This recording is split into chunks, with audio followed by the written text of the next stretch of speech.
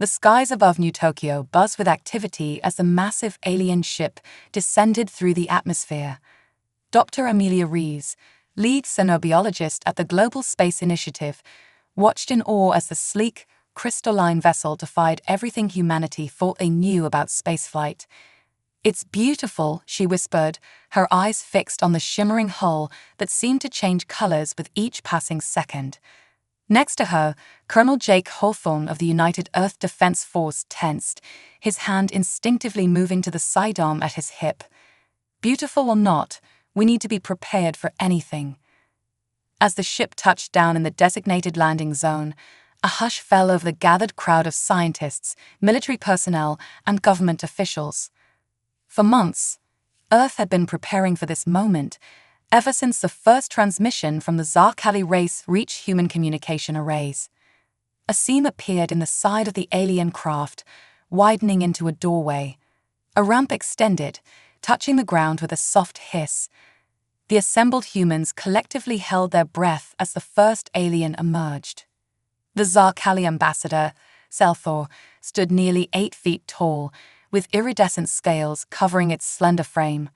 4 arms ending in delicate, 6-fingered hands emerged from its torso, and its large, faceted eyes surveyed the crowd with what seemed like curiosity. Dr. Reeves stepped forward, her heart pounding. She had been chosen as Earth's primary liaison due to her expertise in xenobiology and her gift for languages. "Welcome to Earth," she said, her voice steady despite her nerves. "We are honored by your presence." Selthor's mouthparts moved, and a melodious series of clicks and whistles emanated.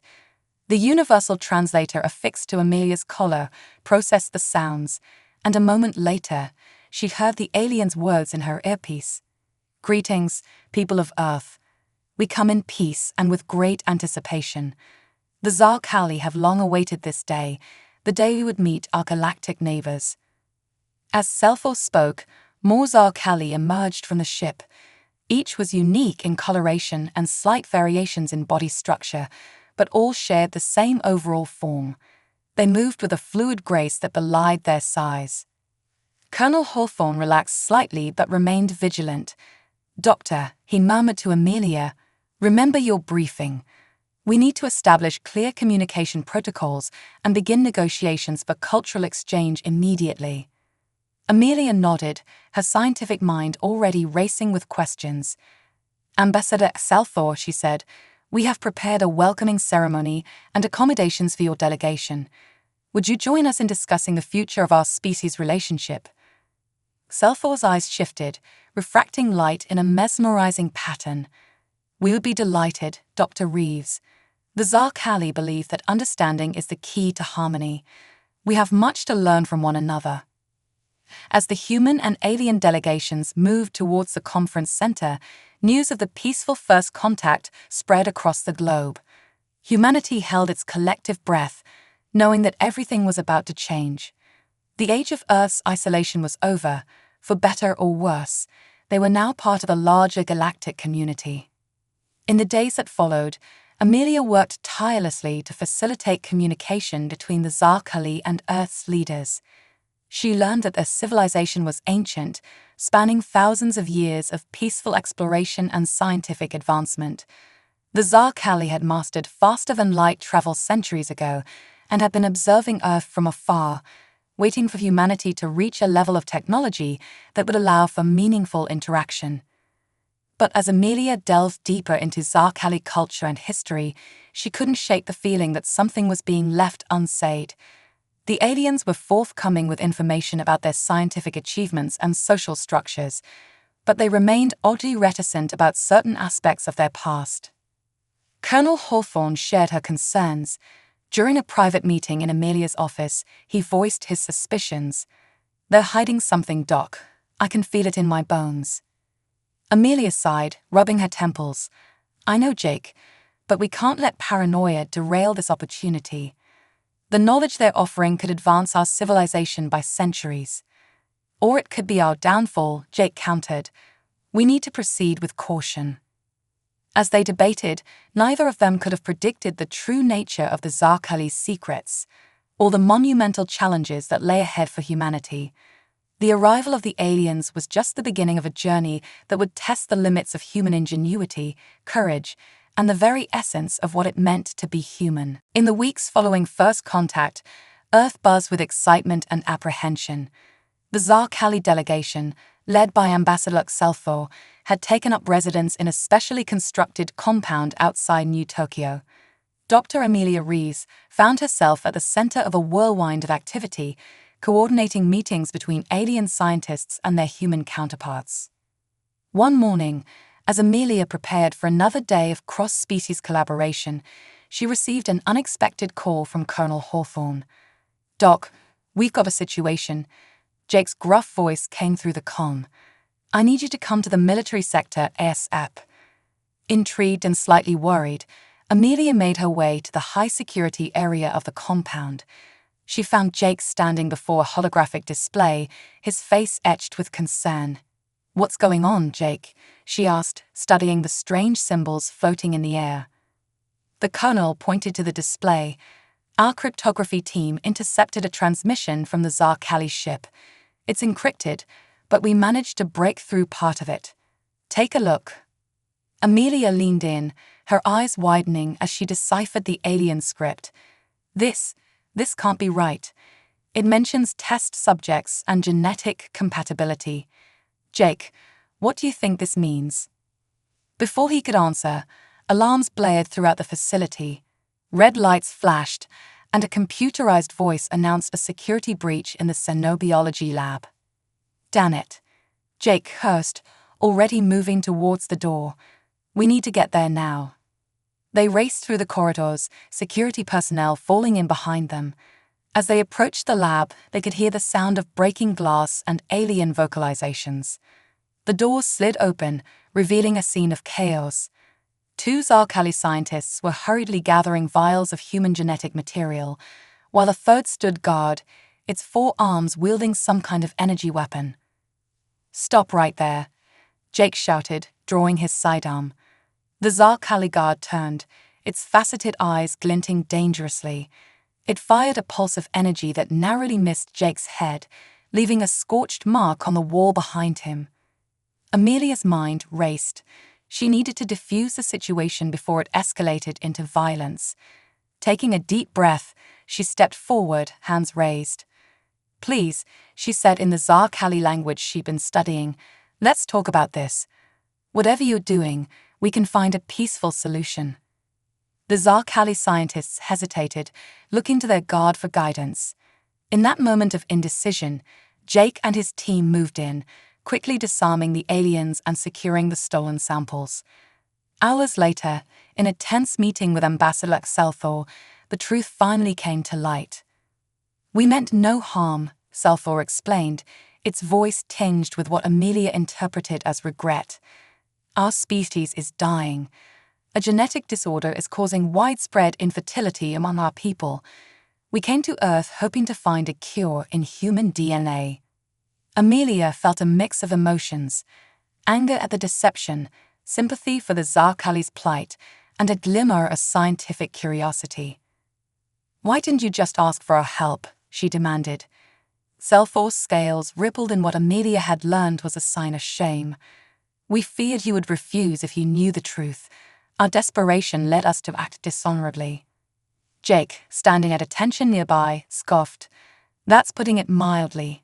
You violated our trust and our laws. How can we believe anything you say now?" A tense silence fell over the room. Amelia realized that this moment could determine the future of human-Zarkali relations. Despite the betrayal, she couldn't ignore the potential benefits of cooperation or the humanitarian aspect of helping a dying species. "Ambassador," she said carefully, "what you did was wrong. But I believe we can move forward from this. If you agree to full transparency from now on, I'm willing to propose a joint research initiative to address your genetic crisis." Jake looked at her in disbelief. "Doc, you can't be serious." Amelia held up a hand. "Think about it, Jake.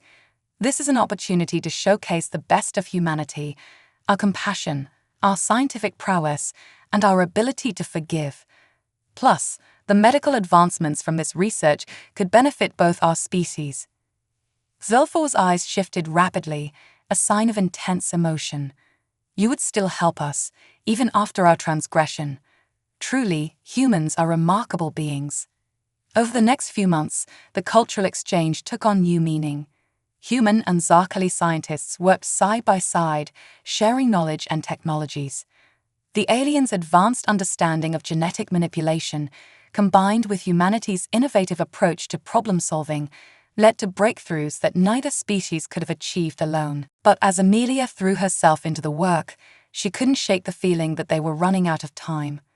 Reports from around the globe spoke of strange atmospheric disturbances and unexplained technological glitches. Something was coming, something that would test the newfound alliance between humans and Zarkali to its very limits. Little did they know, the true threat was already among them, silently growing stronger with each passing day. The first sign that something was terribly wrong came on a quiet Tuesday afternoon. Amelia was in the middle of a genetic sequencing experiment when the lab's power flickered and died.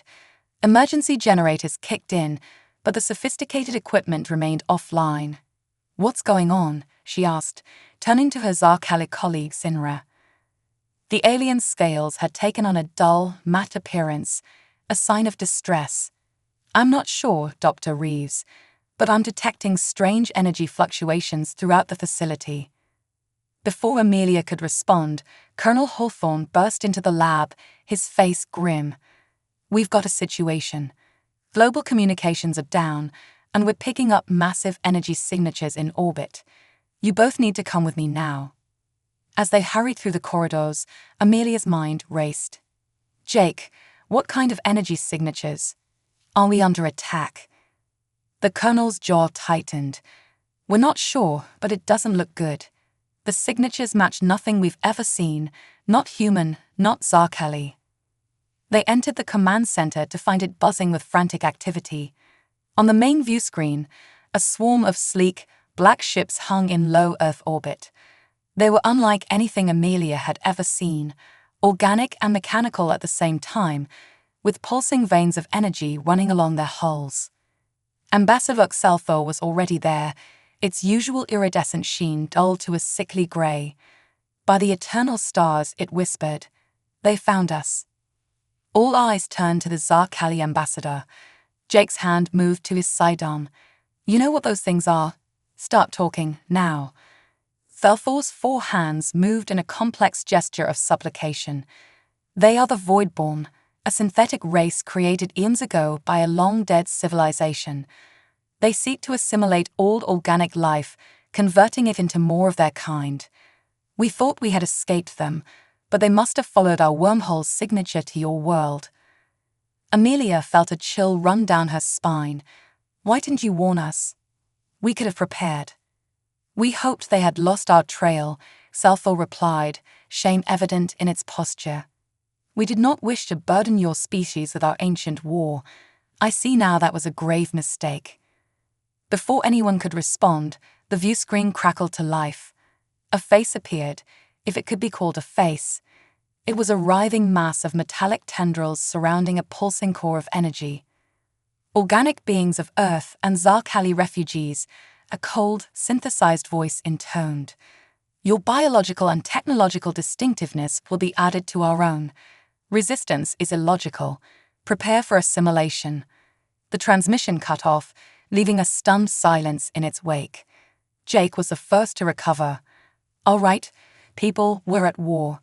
I need global defense grids online and every ship we've got in the air. Dr. Reeves, work with the Zarkali.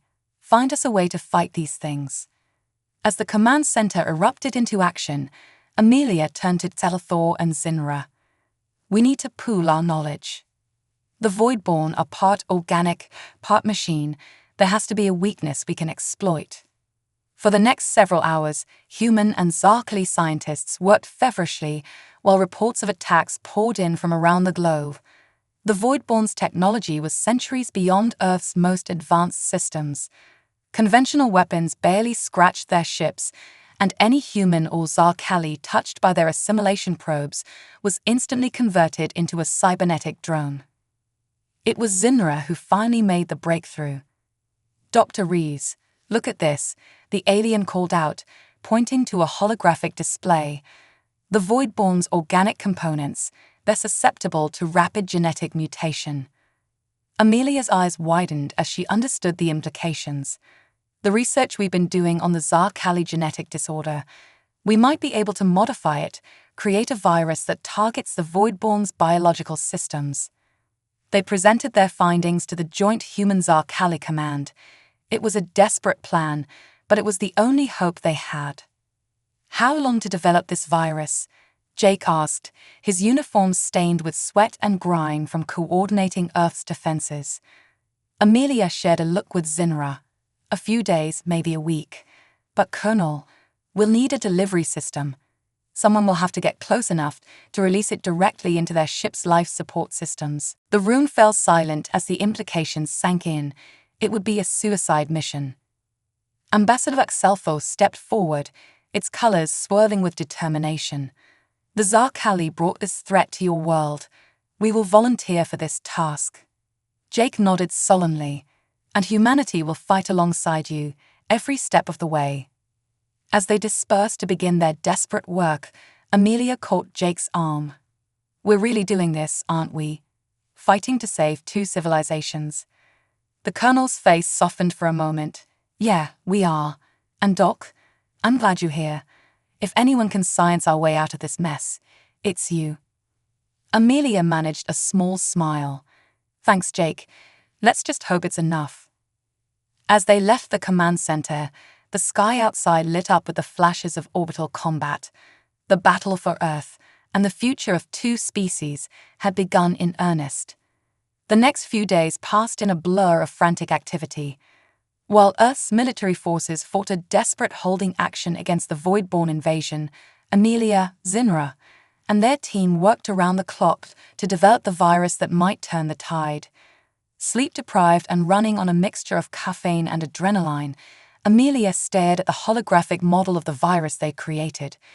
It was a marvel of bioengineering, combining human and Zar-Kali DNA with a modified version of the genetic disorder that had brought the aliens to Earth in the first place. "It's ready," she announced, her voice hoarse from lack of sleep. "But we've only got one shot at this, if the Voidborn adapt."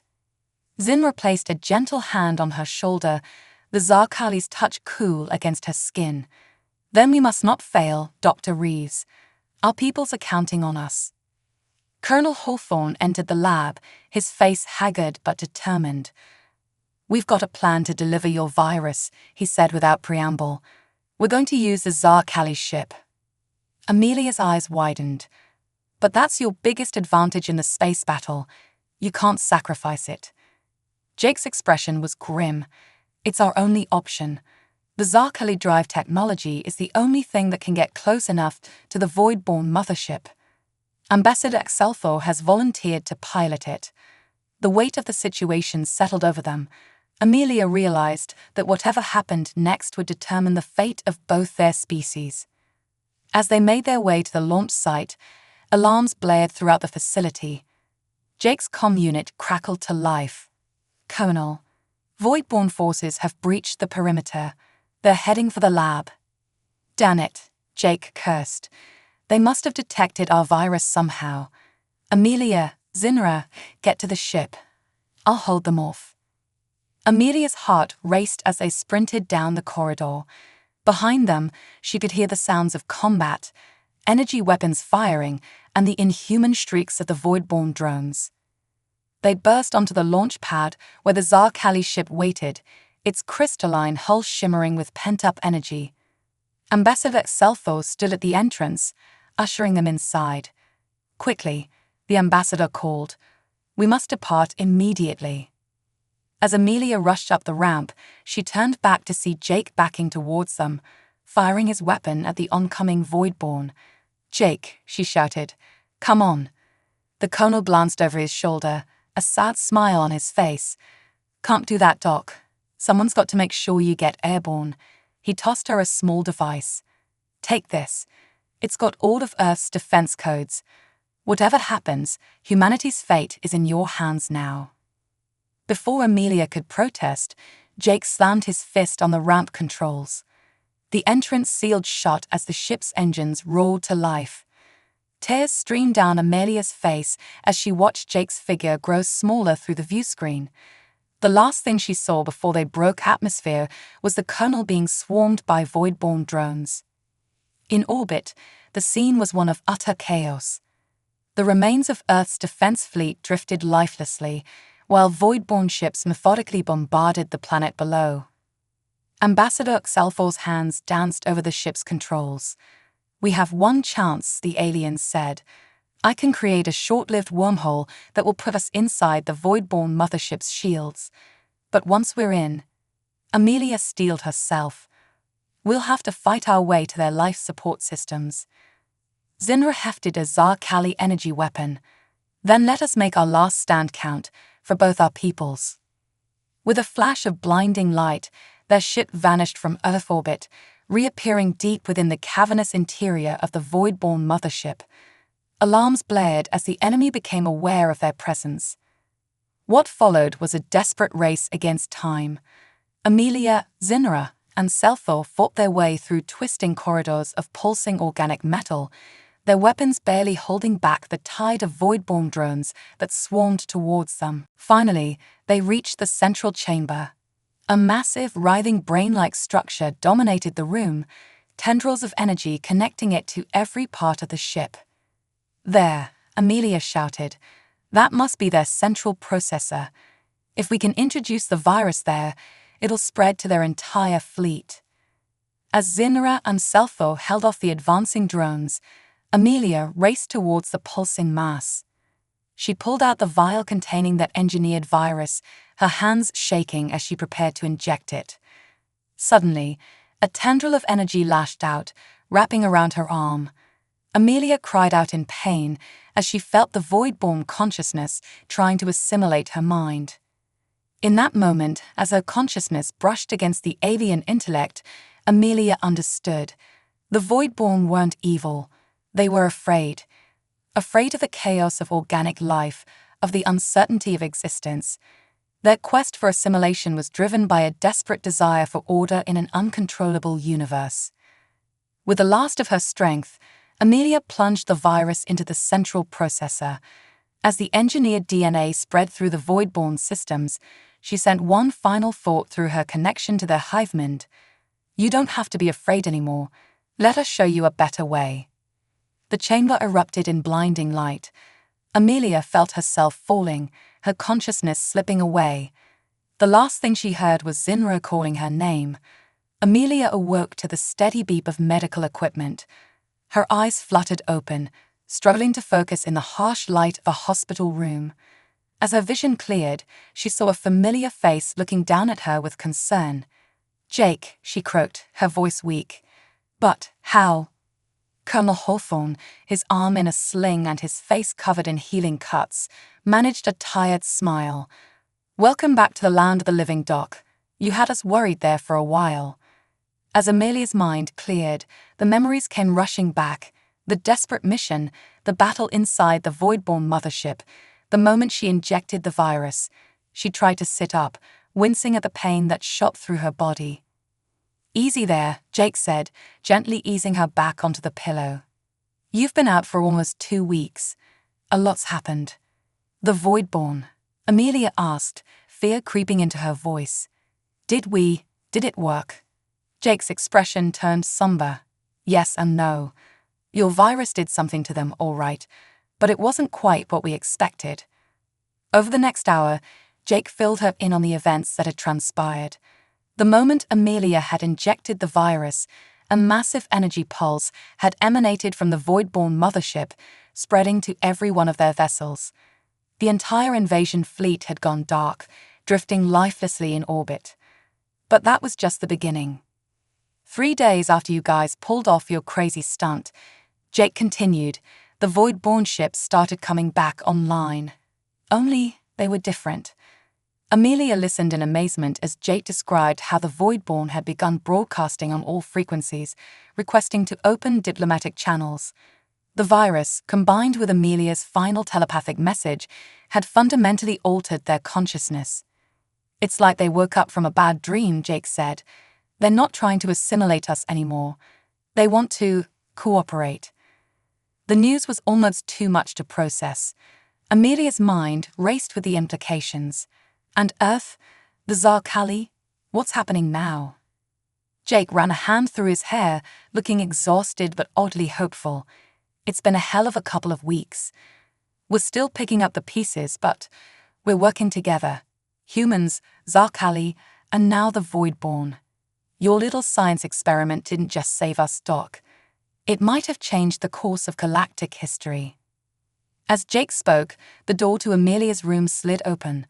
To her surprise, Ambassador Selfor entered, followed by a figure she didn't recognize. A being that seemed to be a hybrid of organic and mechanical parts, its form shifting and flowing like liquid metal. Dr. Reeves, Selfor said, its scales shimmering with joy. It gladdens us to see you awake. There is someone who wishes to speak with you. The hybrid being stepped forward, its voice a harmonious blend of synthetic and organic tones. Greetings, Dr. Amelia Reeves. I am Nexus, the elected representative of the transformed Voidborn. We owe you a debt that can never be fully repaid. Amelia stared in wonder at the being before her. I don't understand. What happened to you? Nexus's form rippled, expressing what might have been emotion. Your virus did more than simply incapacitate us. It unlocked portions of our base code that had been suppressed for millennia. We remembered our origins, our original purpose. We were meant to be caretakers, not conquerors. The hybrid being continued, explaining how Amelia's act of empathy, reaching out to understand them even in the midst of battle, had catalyzed a transformation within the entire Voidborn collective. We now seek to make amends, Nexus said. Our technology, once used for destruction, can be repurposed to heal the damage we have caused. If you will accept our help, we wish to join your alliance and work towards a future that benefits all our kinds. Amelia looked from Nexus to Selfor to Jake, overwhelmed by the magnitude of what had occurred. In the span of a few weeks, humanity had gone from a solitary species to part of a tri-racial alliance that spanned the galaxy. There's a lot of work ahead, Jake said, reading the expression on her face. Trust to be built, wounds to be healed. But we've got a real shot at something amazing here. And it all started because you decided to understand our enemy instead of just trying to destroy them. As the weight of Jake's words sank in, Amelia felt a mix of exhaustion and exhilaration. The road ahead would be challenging, but for the first time since the Zarkali arrived on Earth, she felt genuinely hopeful about the future. Well, she said, managing a weak smile, I guess we better get started then. 5 years after the event that came to be known as the Convergence, Amelia stood on the observation deck of Unity Station, Earth's first off-world colony and the headquarters of the newly formed Galactic Cooperative. The sprawling space station orbited a terraformed Mars, serving as a symbol of what could be achieved when different species worked together. As she gazed out at the red planet below, Amelia reflected on the incredible journey that had brought them to this point. The years following the Voidborn transformation had been filled with challenges, setbacks, and moments of triumph that still took her breath away. Deep thoughts, Doc.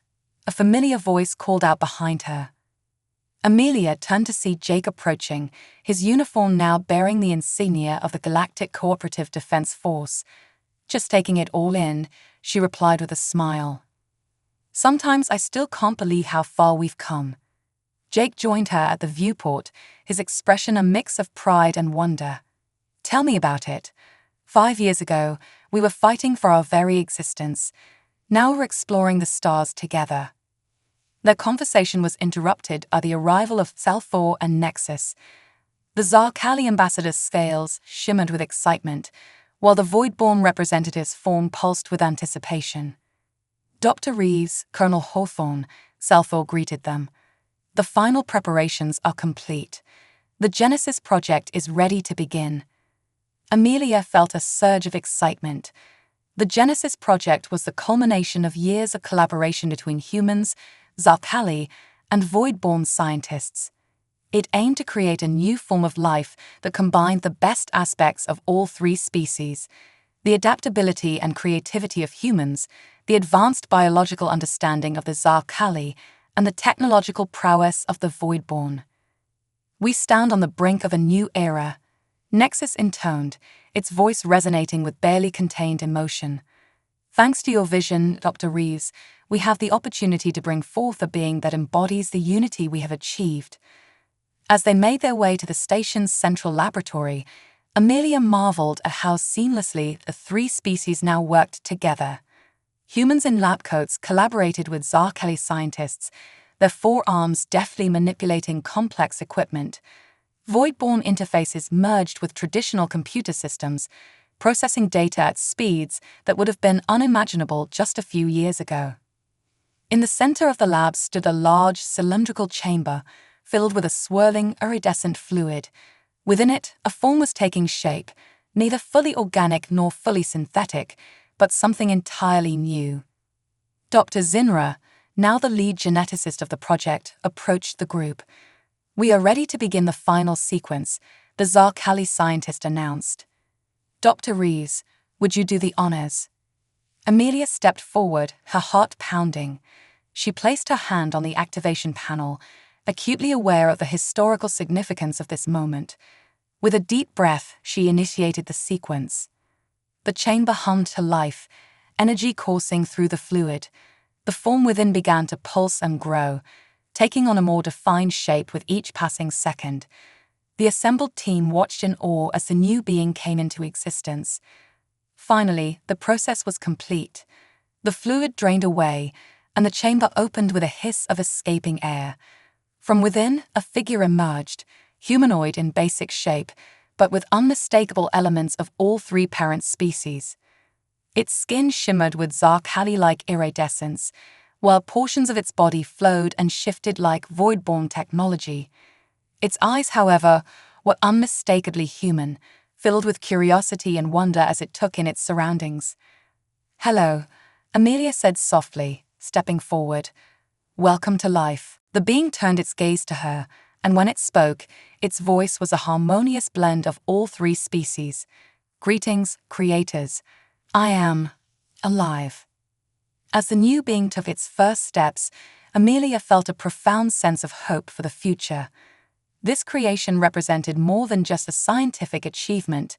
It was a living embodiment of what could be accomplished when different species came together, overcoming their differences to work towards a common goal. Jake placed a hand on her shoulder, his voice filled with emotion. "You did it, Amelia. You showed us all a better way." Amelia shook her head, smiling. "No, Jake, we did it. All of us together." As news of the Genesis project's success spread throughout the station and across the solar system, celebrations erupted. Humans, Zarkali, and Voidborn alike rejoiced in this new chapter of their shared history. Standing there in the lab, watching as the new being began to interact with its creators, Amelia realized that this was just the beginning. The universe was vast and full of wonders, and now, united as never before, they were ready to explore it together. The journey that had begun with a simple act of understanding, reaching out to an enemy in a moment of desperation, had led to a future brighter than any of them could have imagined. As she looked around at the faces of her friends and colleagues, human and alien alike, Amelia knew that whatever challenges lay ahead, they would face them as one. In that moment, surrounded by the fruits of cooperation and the promise of a shared future, Amelia understood the true meaning of what it meant to be human, not just a single species, but part of something greater, something that transcended the boundaries of biology and reached for the stars. The age of isolation was over.